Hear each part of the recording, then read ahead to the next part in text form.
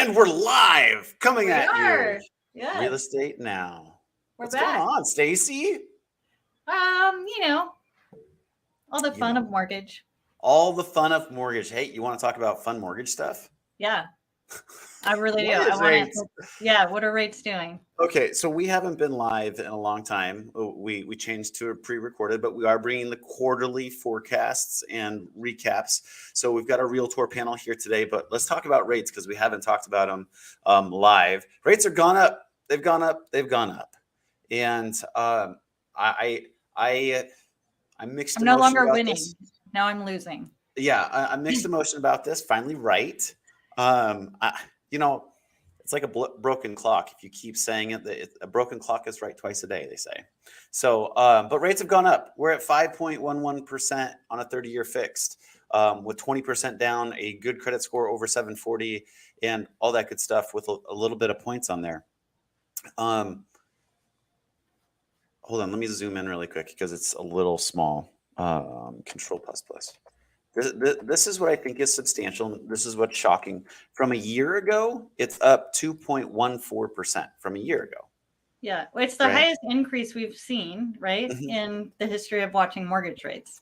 Correct. The fastest increase. Yeah, and so it's a shock value, and I get that it's a huge shock value right now. The flip side to that I'll say is real estate's still happening.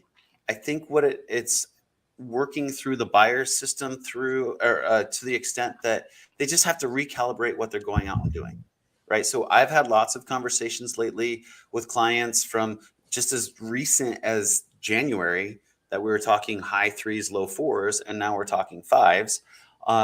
Just like, okay, instead of buying at this price point at 800, I'm going to back it down to 700, going to back it down to 650. So there's a little bit of discussion there. There are some folks that are eliminating themselves from debt to income ratio situations or what have you. So it's changing the buyer market a little bit. I'm super glad that we're having the roundtable here so we can bring in our real estate agent partners and talk about what they're seeing as far as foot traffic. We're still approving a lot of people pre-approval wise. There's lots of requests coming in, and the value of home ownership is still ingrained in the American public. So to that extent, and the rates are still low, right? I mean, they really are historically still very low. So maybe the investors have backed out, but people who are buying true primary, true second homes, they are still definitely in the market. Yes, they are, because we all have to have somewhere to live. We need shelter. It's one of the basic needs of life, right? And what's really interesting that I would love somebody to do, and maybe I'll do this myself, is yes, interest rates have gone up, but let's overlay rental rates and say, how high have they gotten in the last couple of years? So it's very interesting. It is shock value. I think once this normalizes and stabilizes, because we've been very spoiled for the last 2.5, 3 years with rates sub 4, and then rates getting sub 3. We're spoiled. So now we're regulating out, and it's definitely going to have a little bit of impact on the market. So I think without further ado, we should jump into today's recap and talk about Q1. I think we should. I have one question for you though. First, it's good for everyone who's had an older pre-approval out there to get in touch with your lender if they haven't gotten in touch with you to make sure it is updated with new rates. Horribly important.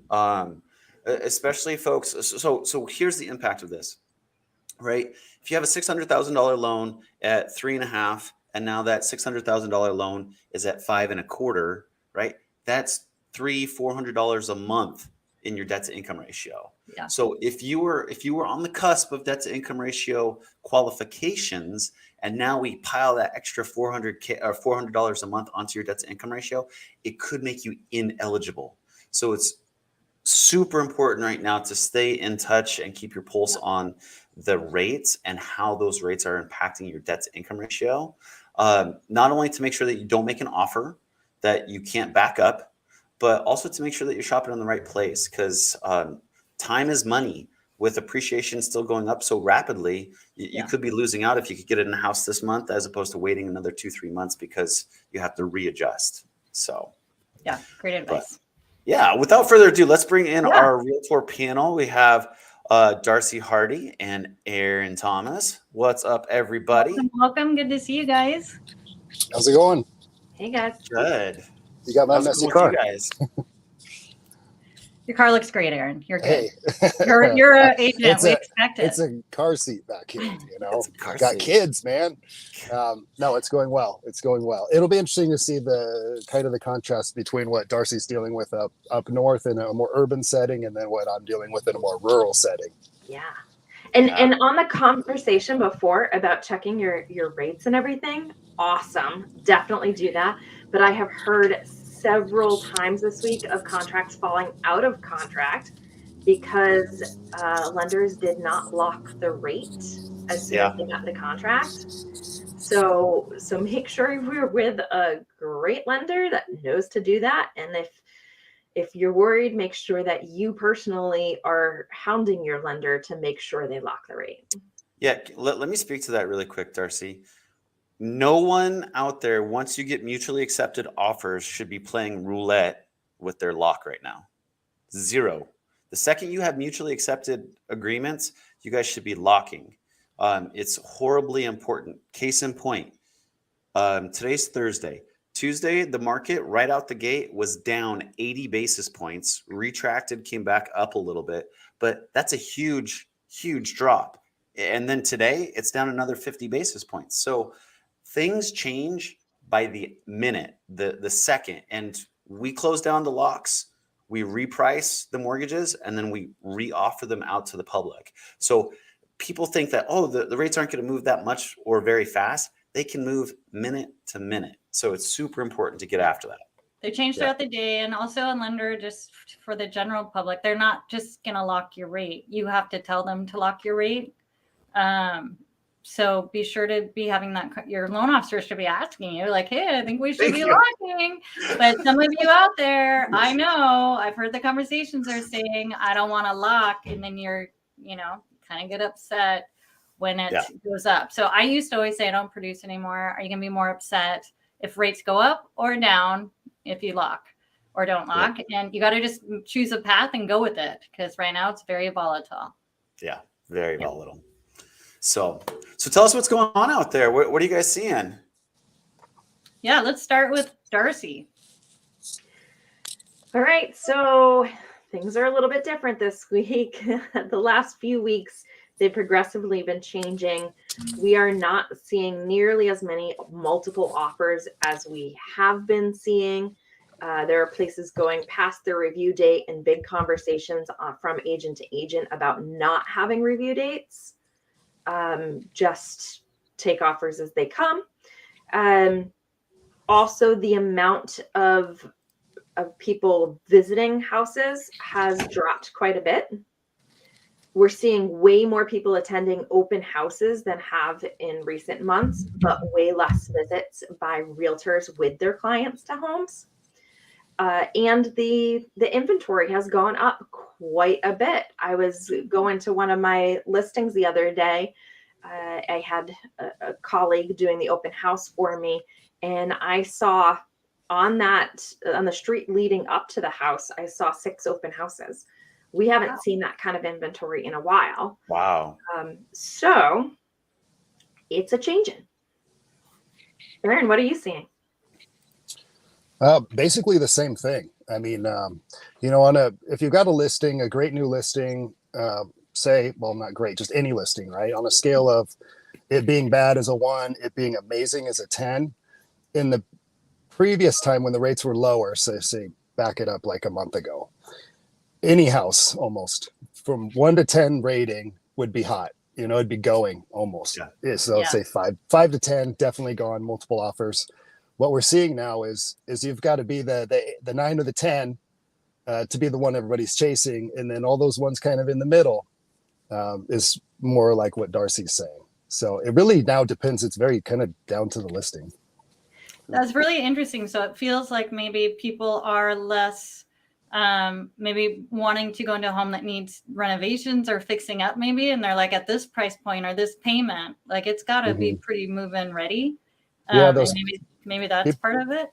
People are not settling for those middle of the road listings anymore. They're chasing the great ones, is what I'm seeing. Definitely agree with that. And some of it does come down to remodeling, certainly.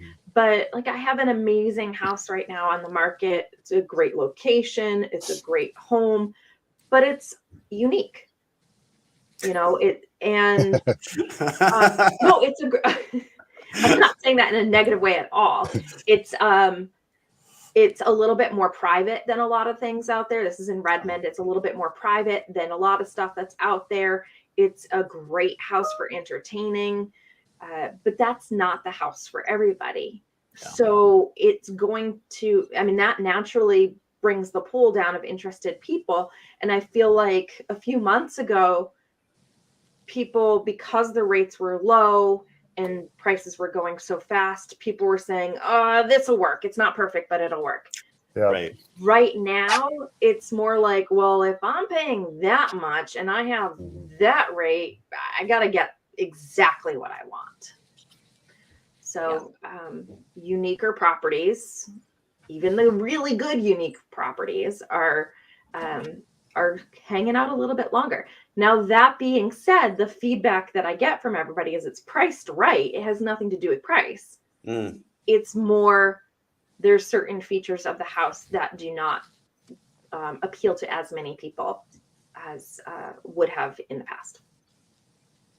Is there a buyer sentiment that they feel that unlike the Costco shopping, I call it Costco shopping because if you don't buy it at Costco the time that you're there, if you come back, it's gone, right? Do they feel that there's going to be more inventory opening up, so they're just not as urgent in making those offers? I don't think so. Okay. I get where you're coming on that, but I don't think that. I think it's they're being hit on price. You're getting whacked over the head on price. You're getting whacked over the head on rates.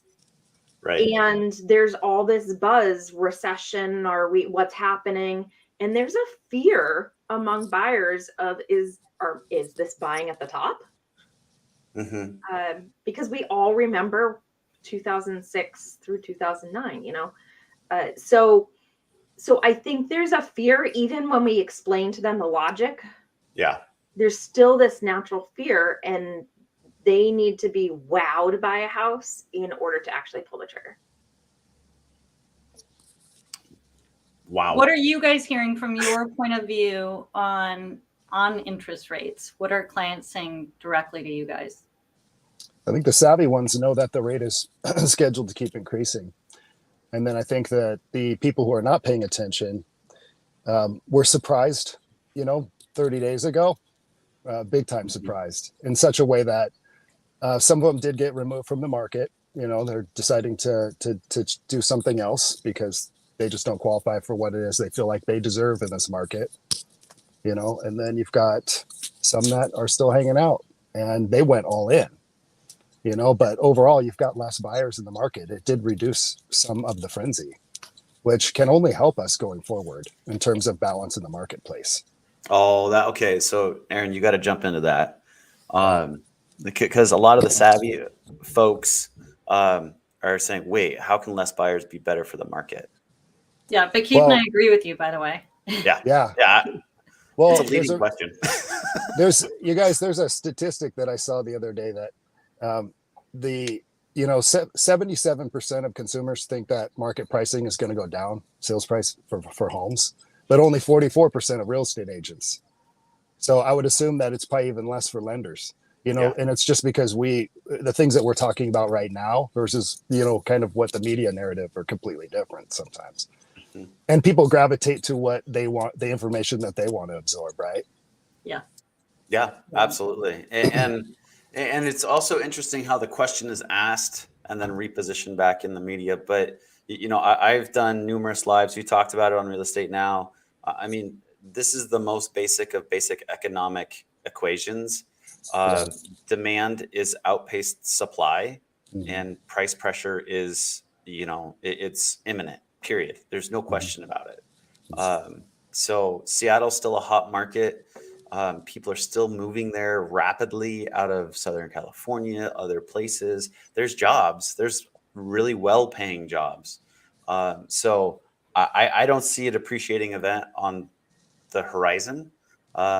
Darcy, I think the recession talk is starting to get heated up more and more as we get going. And Powell came out last week and said that, we really want to get rates, short-term interest rates back up to 3% by the end of the year so they can manipulate rates going into the recession that they're forecasting in 23. So, which means what? Finish that, Keith, for our general audience. So where we are in the cycle, we've been just expanding GDP growth's through the roof, and the signs of a slowdown and the intentions of the Federal Reserve are to slow down the economy, right? So with where we are in unemployment's in the trough again, which means it's at an all-time low. The 10-year and 2-year treasuries have crossed over a week before last, so the yields on them were inverted, right? Which means to give the government your money, you could get a higher rate of return for 2-year investment as opposed to a 10-year investment, right? So we all know that time value of money, you should get more return on your investment the longer you keep it in, and that flipped. Those are all signs that recession is coming, right? So how the Fed and the government take care of the recession is by manipulating interest rates. Short-term interest rates go down. That's what they did with COVID. It went to 0, right? So long story short, they're trying to induce a recession and slow down the economy so we're not so white hot, because things are going through the roof with inflation. Things are going through the roof with cost of housing and other expenditures. Look at the gas, look at your milk. So long and then story at short, a certain point, the rates will drop again. Bingo. At a certain point in this correction, we will find that the mortgage rates will actually alleviate. So a lot of folks that we watch through the Mortgage Bankers Association, through the MBS Highway and Barry Habib, they're forecasting rates to get back into the low 4s, high 3s by the end of 23, right? So it might be heavy right now to take on a 5.25% interest rate on a house, but long-term, it's going to be a great investment. I think we can all agree here that real estate, if you're looking to get in it for 2-3 years, is not the right place to park your money. It's not the investment you want to make. So Keith, would you advocate for people to purchase now with the idea that with rates being alleviated, that they could go and refinance down the road? Are you advocating for seeing what happens with adjustable rate mortgage rates? Yeah, adjustable rate mortgage rates are the exact pivot in this market. That's where we should be going. As rates go up, everything that goes up does what? It comes back down, right? So if you can go out there and if people are really scared of adjustable rate mortgages, to Darcy's point, 2007, 2008 mortgage meltdown, all the bad press about it. When rates are going up, that's when ARMs are very appealing, because you get to lock in that interest rate for 5, 7, or 10 years, right?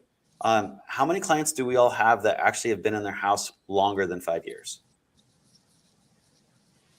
Quite a Small few. minority. No, I have a small minority. A lot of them have bought, or more than likely have refinanced within that 5 to 10 years, right? Yeah. So it's a really safe bet to take on a 5 years, because if we look at 5 years and where we are peaked out at rates right now, in the next 5 years, there's a high likelihood it's actually going to be less than where we are today. So it's a pretty awesome opportunity for those savvy clients that want to take a look at that. The other thing that I'm talking about is like buying points and buying out mortgage insurance. I don't think it's necessary right now. So those what are rates looking like right now on a 5 or a 7 year? And I mean, let's be real too. A lot of what happened in the past is people were taking on 1-year adjustables. They were taking on 1-year adjustables, but we weren't documenting anything, Aaron. We weren't documenting income. Yeah. Right. The number one driver of repaying your loan is income, and it wasn't done. There was no integrity in the system in that respect. There was so much bad back then.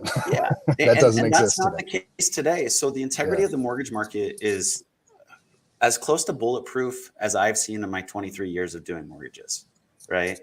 the fact that we're still, per the National Association of Realtors, we're still 3.8 million units short of housing coast to coast. That tells me that supply is way too low, and that we're going to continue to see price pressures. So, yeah, I think it's a great time to buy right now. Well, what a lot of consumers don't understand is the historic behind how much new construction was being supplied to the marketplace. So Yep. when you go back historically and you look at that, we're so far behind what we should be doing for new construction as far as units built to help with the supply issue. This is what actually created a lot of this. Yeah, that's what we're dealing with right now. I feel like that's one arm of it. The other arms are things like we used to not have Airbnbs, and that's taking up a bunch. We used to, only the rich used to have rental properties. Now the average person could have rental properties. So that's taking up a bunch. So there's a lot of pressure pushing it in that direction, not just new construction, but new construction, I believe, was the first instigator in that. And, you know, with looking at historic things, I love to look at in the past, the inversion of the rates, absolutely an indicator of future recession. And in the past, every time there's been a recession, with the exception of the one from the meltdown, houses have still appreciated. Through the recession, yes. But we're very much trying to fit a square peg into a round hole, because what's happening nowadays is very, very different than any times in our past. And we're trying to use those indicators in the past to help us, which we should be doing, but we're way more of a global economy than we ever have been before. So we're not going to have the same levers to be able to push. For example, the rates being adjusted by the government has always been an extremely valuable tool to help control recession. It's going to make less of an impact this time just because there's such a global economy that the US government does not have that sway across the world. So I think everything you're saying, yes, it's a good time to buy because of all these things, because what we have is very true.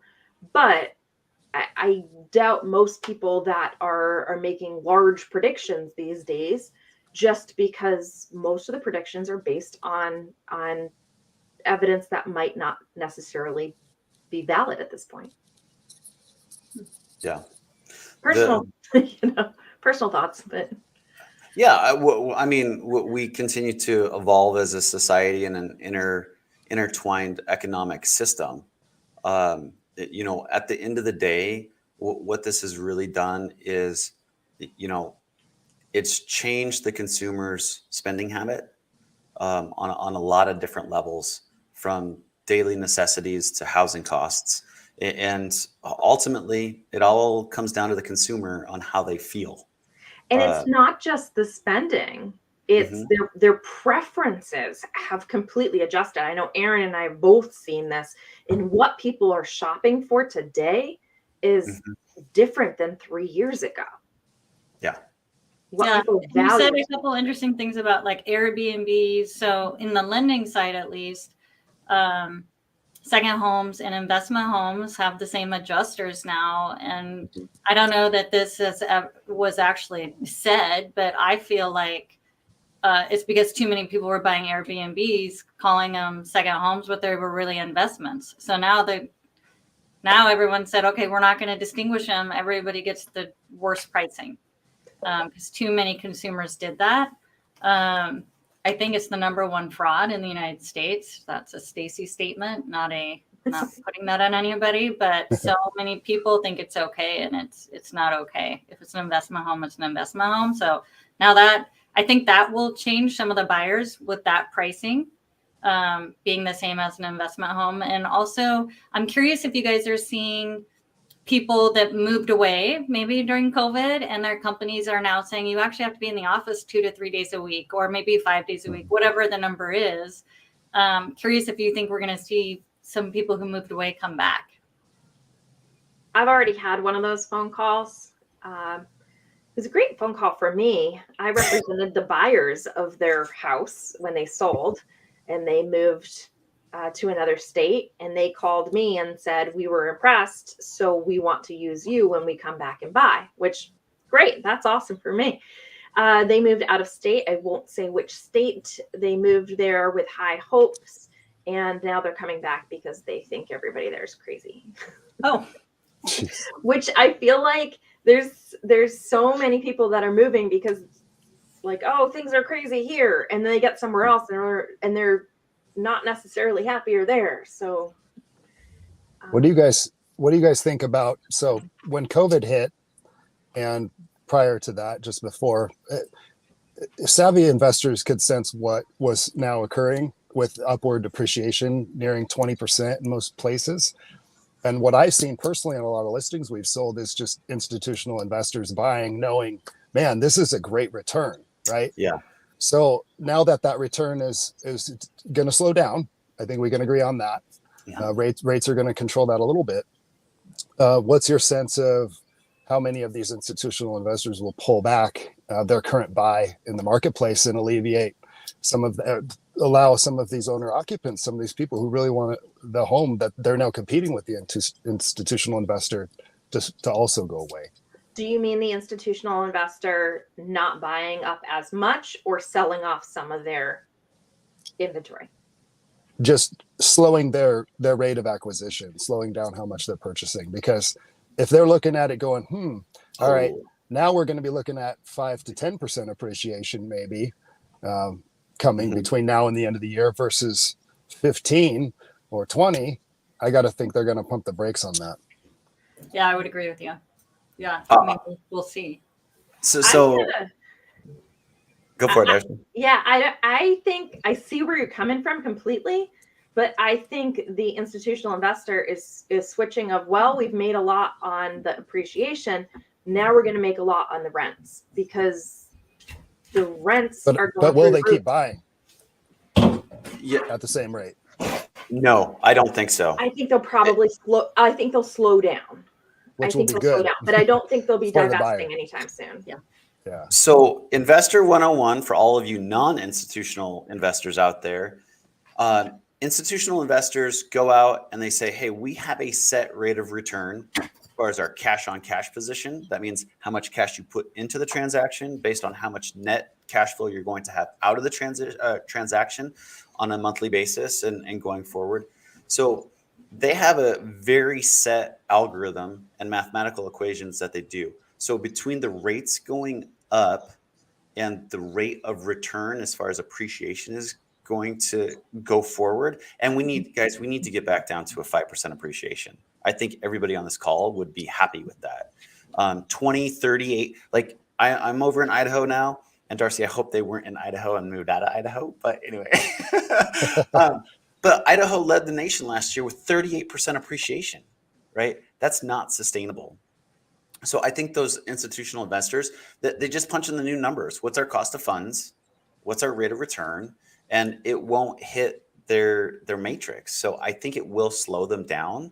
But to Darcy's point, what they've captured in the market, unfortunately, will be locked up for a while until they need to divest and reallocate funds. It's going to be locked up for a while because they locked in low 3% interest rates and their rent is skyrocketing month over month or year over year. So they're super happy with what they've retained. I think it'll really slow them down as far as their acquisitions are concerned. Yeah. Darcy, did you see this in your marketplace? This is what I saw a lot in the last 2 years. I saw COVID create certain different belief systems, right? Which created, and then you're aligning with a different belief system politically. And what I saw in Washington State is a lot of people leave over that. So, because we've always had political differences, but it's almost like the masks and the vaccine just blew this out of the water in terms of people's opinions. And that's what I saw fuel a lot. A lot of the people that we helped sell homes were leaving to go to states that was of a different belief system. I mean, it's. Yes, I 100% agree with that. Keith might fall into that category. There's a reason why he's in Idaho now. I think that happened for a lot of people, the other thing that was happening was the scramble of, oh my gosh, I cannot survive in this with this many people at home, right? Which that part is over. But it really changed people's lifestyles. And a lot of people moved for more political reasons than we've ever seen before. It's just in the real estate market. And when you talk about these types of conversations, I haven't seen them be involved in these conversations. Yeah. You know, we're not stating some of these things that are pretty obvious, right? Yeah. Well, I mean, I can speak to it, Aaron, because that's exactly why I moved. I'm like the unknown of what the school was going to look like going into the 21-22 school year. I couldn't put my family through that again. And it was the catalyst for us to take that step. You know, in full disclosure, I've been trying to get over here for about 7 years, but that was the straw that broke the camel's back for my wife. And it allowed us to move over here. I'm super happy since we've moved. And I think the other thing that's really not necessarily as politically charged, the untethering of the office has really changed the dynamic in the secondary markets. Because if I can earn Amazon or Microsoft money and live in a secondary market and not have to be in Bellevue or Seattle, man, it changes my lifestyle. It changes what I can do. So there was a lot of that too, because as I go around the community of Coeur d'Alene, there's a lot of folks that work for tech companies that can now work remotely that didn't want to be in the city. Oh yeah, so, if you look at the flow of the money, you know, it's going from urban to suburban for sure. Yeah. And I think there are companies coming out now saying they're going to lower your pay structure if you decide to stay in these other lower these cities that are, the cost of living is less. Wow, that's interesting. Google walked that back, actually. It's almost like the military, you know? A little bit. It is. Yep. Yeah. Equal pay. It makes sense. I think we're not at the point where we're seeing a lot of people change locations because their jobs are requiring them to be in person more. I do think we will get to that point. But pretty much everybody that I sell to these days say, well, even moving forward, they're telling us we're only going to have to be in the office this many days a week. And I can do a horrible commute that many days a week. Yep. So we're seeing that a lot more frequently. And we're also seeing a heck of a lot more individuals that are becoming entrepreneurs. Make sure you buy your house before you do that, because you have to wait 2 years to qualify for a house. So buy your house, then go be an entrepreneur. Right. So just had to throw that out there. Sorry. I think just when a lot of people got laid off or their industry kind of imploded, they said, well, now's the time to do what I want to do. So we're seeing a lot of that. I think it will get dialed back. Unfortunately, I think a lot of people will fail in it.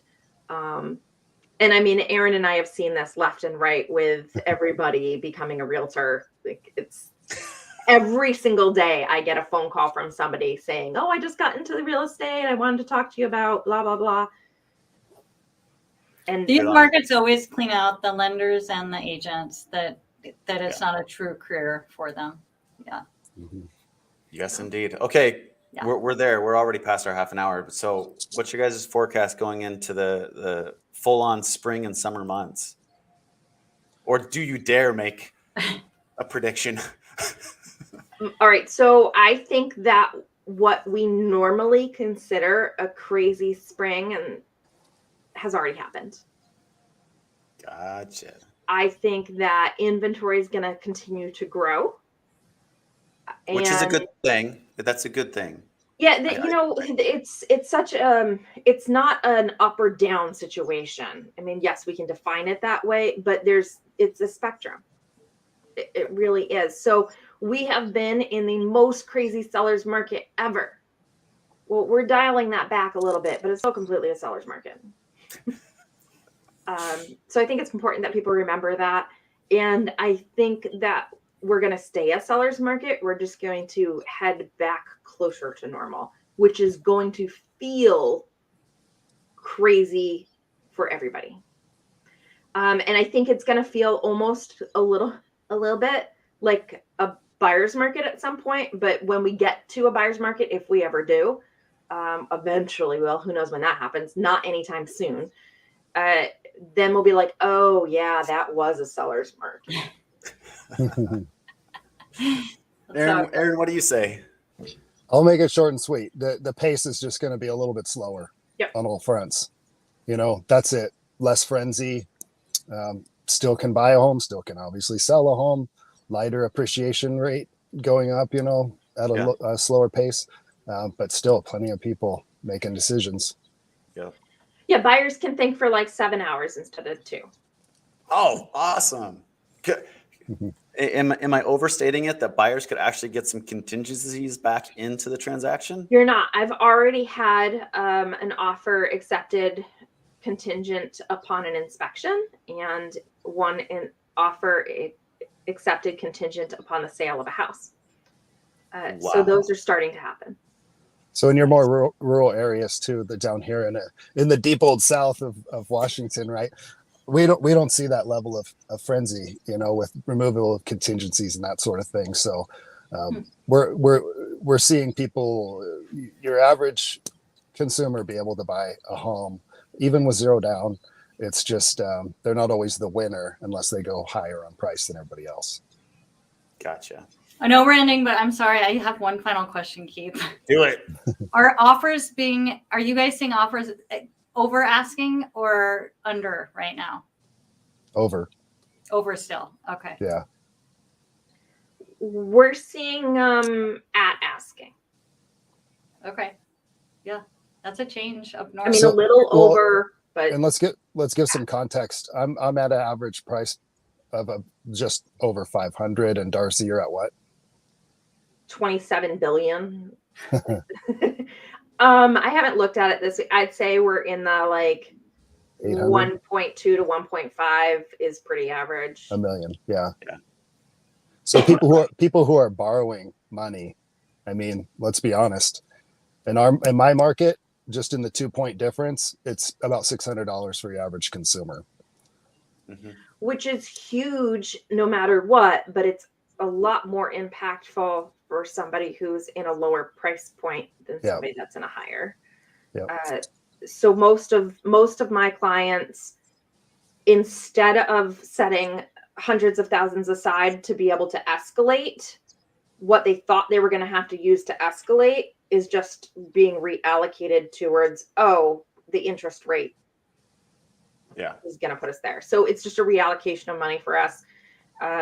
As recent as 3 weeks ago, I saw something go for 300,000 over asking. It was a 10. It was a 10. That's why. It was a nice tent. It was a waterfront tent. Many of the people that lost out on that house came and bid on the house that I had listed the next week. We went for asking though, which ended up being lower than what the other house got, and we're 500 square feet bigger. It's just the market shifted, right? But a lot of people shifted their mindset in our price point to, I'm not going to have to go crazy over, but I'm going to have to pay more because of the interest rate. Right. Keith, the seller that was greedy needs to temper their expectations. If they're selling in the spring, especially if they could get away with being a poor condition listing, what they're going to have to do is price accordingly now, where before they could price at the market. They're going to have to price to sell. That's for sure. And this is a really hard one for sellers to take into consideration and digest, because the news keeps on telling them how hot the market is, And let's be honest, statistics are always in the rearview mirror, right? Always trailing. Yeah. Yep. And the news is very good at giving trailing statistics. So right on. That's why the lives are so important. This is what's going on right now, today, in the market. Well, we're telling you what's coming up too, so to speak. Yeah. I mean, if you're saying people should be open-minded to looking at adjustable rate mortgages this spring and then refinancing 2 years down the road, this is this thing people need to hear. Yeah, it's a great resolution. I mean, it's here. Let me throw this back up. 5-year ARM is at 3.75, right? That's a And it's not for there's everybody, right? It's not for your it's not person for everybody, who wants but to it's plant their roots down for it's 10 a years plus. it's a discussion to have. Yep. Right. And a lot of people are afraid to have the discussion from a consumer standpoint. And a lot of mortgage professionals, I'll be honest, are scared to have the arm discussion with the client. So I am not. I love that you have options. And that's what is so beautiful about life is you get to choose those options as long as you're educated about them. Misconceptions are common with ARMs and also reverse mortgages too. But we won't get into that. That's another show. We'll do that next show. But I appreciate both your guys' time. Yes. Thank you for joining Thank us you. today. Really, Thanks, really guys. interesting on where we're going. And I'm excited for a little slower pace of life and just setting those expectations right. So, Yes. And follow these guys. I know Aaron does a lot of social media work, him and his team, and it's quite hilarious. I love it. So follow them. Darcy, are you on social? Oh yeah, the Hardy Group. Okay, follow the Hardy Group. And Aaron, Yep. what are you under? Is it your name? Aaron Thomas Home Team, all one word. You can find that on Instagram. All right. Yeah. Nice. Right on. Well, you guys have a great afternoon and we'll catch you next quarter. Thanks, guys. Sounds All right, great. bye, guys. Thanks, everybody. Well, there you have it. Now's the time. It's still a great time to buy, even with high rates. It's still an Yeah, awesome and time even to if buy. it's not an arm, like who cares? Like get a 30-year fix at some point. Like it's like you said, things go up, they'll come down. So if you're more comfortable with the 30, it's still just a good time to buy. So get in there, and then the market will. I think that's a great play because then at some point, if the rates do drop, you get that lower payment. So you're definitely not getting in over your comfort level of payment, which could have happened when rates were really low. Yep, absolutely. So let's have the discussion. Never hurts. Yeah. Discussions are free of charge. So Yeah. have a good one. And thanks everybody for tuning in to Real Estate Now. We will catch you guys next quarter live, but keep watching us for our recorded shows and we'll catch you guys next time. Have a good one. See ya.